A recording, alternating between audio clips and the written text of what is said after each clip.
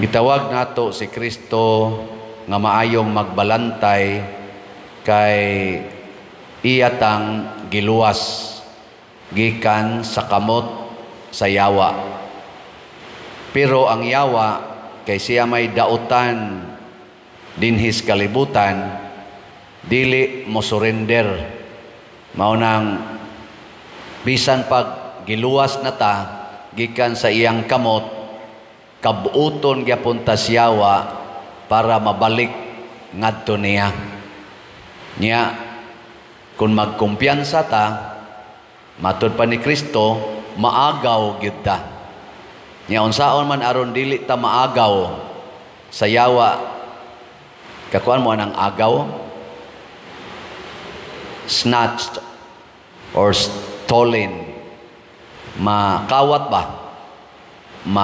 Kanagong gagupot kag bag, nya labnihon sa kawatan, giagaw ang imong bag. Nasa na ka ng ingong agaw-agaw. Agaw-agaw. Manag-agaw. Agaw. Pero kanang agaw, snatched. Ana, gilingi ako no, imong tupad. Ing na, wa pa ka naagaw. Mungutan abay, na wa pa ka naagaw.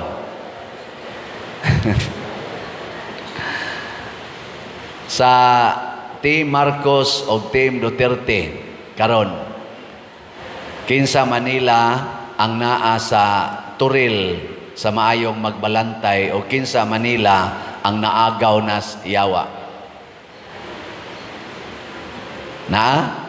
Kadtong naagaw sa yawa, di na to butaran. Kadtong naas turil sa Ginoo, kung naaman, mo'y atong butaran, ugma. Ngilingay mong tupad, ing na naglista na ka? Ing na kano ba? Ing na nakailinista? O gwagan ay kay gilista karon, posible maagaw ka. Maagaw yun ka. Kaya nga naman, diktaran raman ka ng mga tingog des palibot, nga dili na tingog sa Ginoo. Nagdungan-dungan o himog eleksyon ang atong simbahang Katoliko o ang atong nasod karon sa midterm elections. Niadtong May 8, naka-elektag bagong Santo Papa, si Cardinal Robert Prevost, taga Chicago, niya Agustinian, o kaning American. First American na Santo Papa na elected. Nigasto ba sila kwarta? Nigasto pero dili gikan sa bulsa ni Cardinal Prevost. Nangumpanya ba sila? Wasad. Nagtigom ra ang 133 ka mga cardinals, nya wa sila communication to outside world during those days sa conclave. Nagampo sila. Magampo sa sila, nya human butasyon. Nya nibulhot ang aso, itom ang aso dito sa Sistine Chapel. Wa pa sila kapili. Kay ang timailhan nga nakapili na, muputi ang aso. Amot kapila to ni itom ang aso, kausar man tingali, pag ikaduha, ni puti man dayon. Pag di sila kapili, di kabot og 2/3, wa sila napilian, nagipili sa 2/3 of their number, magampo na sad sila. Pero way kumpanyahay. Magampo na sad, mangayo sa Holy Spirit og lamdag, unya, butasyon na sad. Og di gyapon kaabot og 2/3, wa gyapon napilian sa 2/3. Ila na sa tong sunogon, itom na sad nga aso. Nya ampo na sad. Ana, kita sa atong nasod unsa may atong style, inigpili. Naay kumilik. Haron mo gawas ang kamatuoran, naay kumilik nga naghimo og election code. Og sundo na siya, mugawas gyud ang kamatuoran, more or less. Ang ato sang simbahan, doon na sad sila'y electoral process, aron mugawas ang kamatuoran. Kay ang maayong magbalantay, kana mangyong tao nga nagpuyo sa kamatuoran dili ng mga bakakon. Muna diri sa atong unang pagbasa, ang atong unang magbalantay ang mga apostoles sunod ni Kristo, sila si San Pedro, San Pablo ug uban pa, gipanglutos sila sa mga taong bakakon nga nagkupot og mga gahom. Pero si San Pablo, Barnabas, lig-on kay silag baruganan nga niingon, padayon mi, itaktak namo ang abog sa among tiil. Kamo wa mo maminaw sa pulong sa Ginoo, biyaan mo namo adto mis mga hintil or mga pagano, og nalipay sad ang mga pagano sama nato, kay kita diayng tanan giofiran sa Ginoo nga panood mo sa among turil. Pero ang unang requirement, mamati gyud ta sa tingog sa Ginoo. Muna diri sa atong ebanghelyo ningon, ang akong mga karniro mamati sa akong tingog. Lain na sang lingi sa imong tupad. Ing nakarong eleksyon na kinsang tingog imong gipamati. Kinsang tingog. Sa akong nahibaw-an, wala naman ko nibasa karos bag-o nga omnibus election code, pero nagtuo ko nga momao ra gyapon nalay ginagmayng adjustment tungod aning atong counting mura nagkuan siya ba kanang machine ang counting, pero ang ubang mga principles mao gyapon. Ang gisintro gyud nga babagan sa atong kumilik kana gyung panikas panahon sa eleksyon. Og ang duha ka main nga panikas kana gyung vote buying og dagdag bawas kanang adjuston ang resulta. Ang vote buying kanang dili manghatag og kwarta ang kandidato. Wa bay nang hatag og kwarta?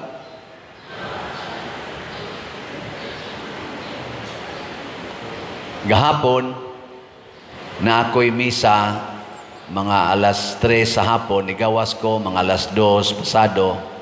Pag-agi na ko diha sa may kugon, di hapit kaagi, purting daghanang tao, purting motor, multika motor gyud galabi, banig ang motor nga to. Ngano maning porte maning daghanang tao na itari nagsagaran motor or suyo usahay. Wa padir na ay panghatag. Og diha na balay diha nga naay gamayng gate nga giablihan, yan naay tent dito sulod. Sus murag yung mga lampinig dito gahuot. Apil na tong galisod og lakaw. Ito. Ana. Unsa may gipanghatag ato? Ambot lang. Wa man ko na naog. Una-una sa ta ko moapil dito. Nya pag-abot na mo dito sa poblasyon, unahan anang Grand Mall, huot na sad kayo. Perti gyapong motor. Mao gyapon, nagyapon dito yung lugar nga murag giablihan lagamay, gahuot gyapong mga tao dito. Kay naa ko noy gipanghatag. Nya misa ko dito, dapit sa may Wigis, dito man ang misa. Pag human namon ko misa sa Cebu City, di mo diretso mi ngadto sa padong na lang miagi lang mi ngadto sa Tarman. Dugay kay mi nakalusot anang Grand Mall kay porting huota tungod lagi atong naa dihay nang hatag. Pag abot na namo ngadto, ay salamat taon tuloy-tuloy na. Abot atong may Petron katong iskina padong nga tuliko sa Amara. Huot naman sad kayo. Dito na sa di ay nang hatag di ay mao gyapon pormaha ana perting huota. First time in my life nga 2 days before sa election na ay manghatag. Semblance of vote buying mana. Gani gipahunong sa atong kumilik kadtong tag 20 ang kilos bugas dinis ato kay basin unyag maaan nga vote buying. Nya kadto unsa man to? Nya niingon sa tong akong kuyog nga driver, ay kani pa dinhira ni pero tuam sa dito sa amo, tuam sa dito. Ambot og hain pa kay dunay nang hatag. Ilingi ay mong tupad. Na niapil ka ato? Lingi ba? Minaw nga na, basig ni liot-ot sa na dito. O nakadawat yung kong text, pipila ka text, pader, dito na ka. Naku, uy, nanghagad pa. Uy, Ginoo ko. Unsa kay dangatan aning eleksyon na. Harap-harapan naman sa una, kuan raman to, ryumor-ryumor raman nga, kinamangay ko no, kanang 3 days, 2 days, kay pahunongo naman ang kumpanya. Kanusaan ni honong ang campaign? Officially. Hawa ko kibaw. Pero basta few days before sa election, honong na ng campaign. Mingon na sila, kamang na. Di na campaign, kamang. Pero ako kakitag nagkamang-kamang sa una. Karon dili, kamang. Public. Lambot lang. O kung say justification anis kumilik. Ang second, kaning dagdag bawas. Kanang adjason sa kumilik ang result kuno. First time nga naa sa social media, nakita na nato nga dunay nagrally 3 days, 2 days ago, or gahapon, dunay nagrally dito sa atubangan, gyud sa kumilik, dito sa Intramuros, sa main office, pinanguluhan nila ni Attorney Glenn Chong. Og ilag yung gi-public og declare nga ang kumilik tikasan. Nga naay anomalya ang kumilik. Og gi-public og declare dito ni Attorney Glenn Chong nga gi-accuse niya ang kumilik nga naay daghang anomalya. O gusto siya nga ikihas siya sa kumilik aron mag-abot sila sa korte og magyagyagay sila sa ilang ebidensya. Og iyang sulti dito na ana sa social media. Sugod man ting ito 2011 niyang siging monitor kay advocacy man na siya for clean and honest election nga naagi daghang tikas labi na gyud sa 2016, 2019, 2022 nga elections kuno. Og iyang gi-challenge ang kumilik. First time ni nga gi-challenge kanaog mo diha, gawas mo dire, mag-atubang ta, ikiha ko ninyo.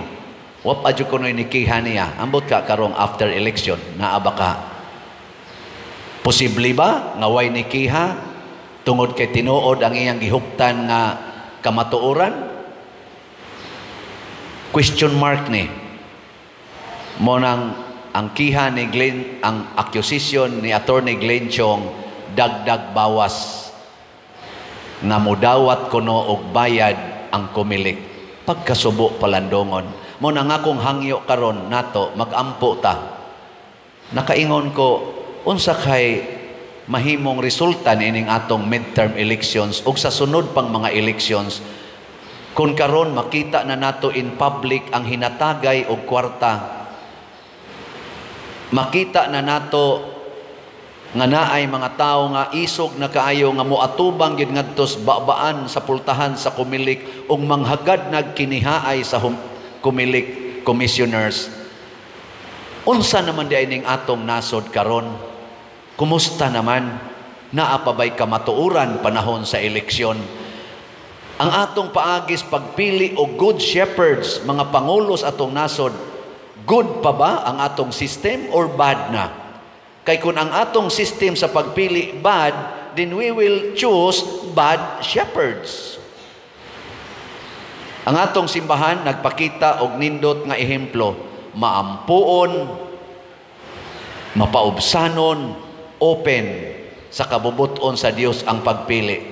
Gani sa akong nakita diha sa social media na ay mga analysis diha nga gipanghatag kining atong napili karon na cardinal, si Cardinal Robert Prevost, sa analyze nila layo ra kay ni Cardinal Tagle sa mga kadabang sanay nga na survey ba nila sad, pero way labot ana ang simbahan ha.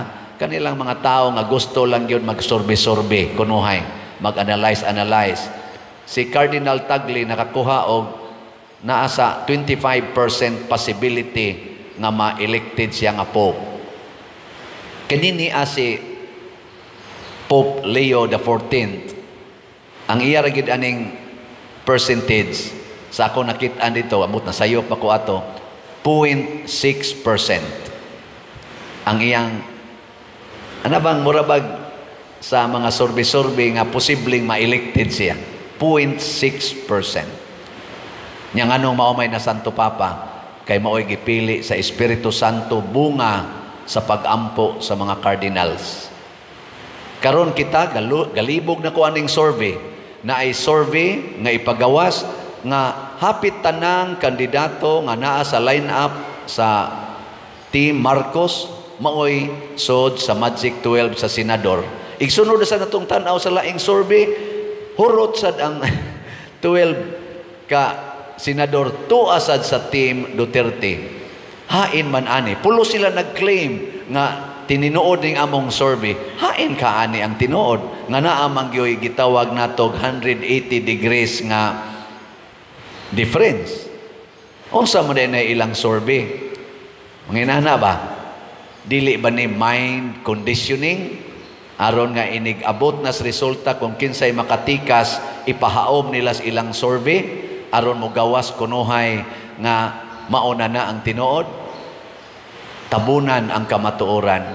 Ang atong good shepherd is the truth. Sa atong ikaduhang pagbasa, gibutang dinhi nga nakita niya ang mga tao nga nagsulob og puti didto sa langit og naay mga palma nga gidala. Sila kuno to ang nakasugakod sa mga pangluto sa kalibutan. Ang kalibutan, mga igsoon, anti-truth, anti-life in general. Unya, kung gusto tang maluwas dinis kalibutan o maminaw tas atong good shepherd nga mao si Jesus, kinahanglan kitang magpakamatay. Karon, Mother's Day nato. Lingi ag usab imong tupad, ing na Happy Mother's Day. Niya, kung amahan na siya, doon na gina siya gihimong mother. Nya, ang imo sang mother, Happy Mother's Day. Pero ang pangutana, ang atong mga mothers karon, good shepherd ba or bad shepherds?